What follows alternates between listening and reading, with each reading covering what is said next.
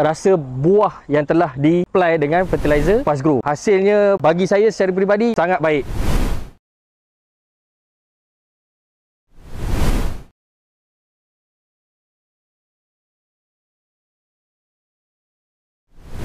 Ya, bismillahirrahmanirrahim. Assalamualaikum warahmatullahi wabarakatuh. Pertama sekali, setinggi-tinggi penghargaan kita ucapkan kepada pihak Fastgrow Fertilizer, terutamanya Datuk Ben Hamzah di atas jemputan yang begitu bermakna lah buat kami pada hari ini. Jadi pada hari ini kita sendiri dapat saksikan bagaimana impak yang begitu ketara hasil daripada aplikasi Fastgrow Fertilizer itu sendiri. Kita juga ada dapat rasakan sendiri bagaimana rasa buah yang telah di-apply dengan fertilizer Fastgrow. Hasilnya bagi saya secara peribadi sangat baik, insya-Allah. Alhamdulillah. Kami ucapkan semoga maju jaya dan terus sukses.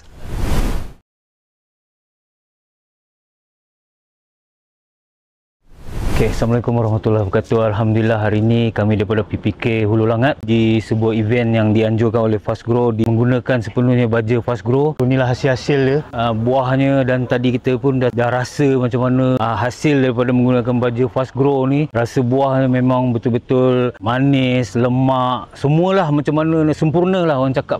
So inilah keadaan pokok bila kita guna baja Fastgrow. Alhamdulillah.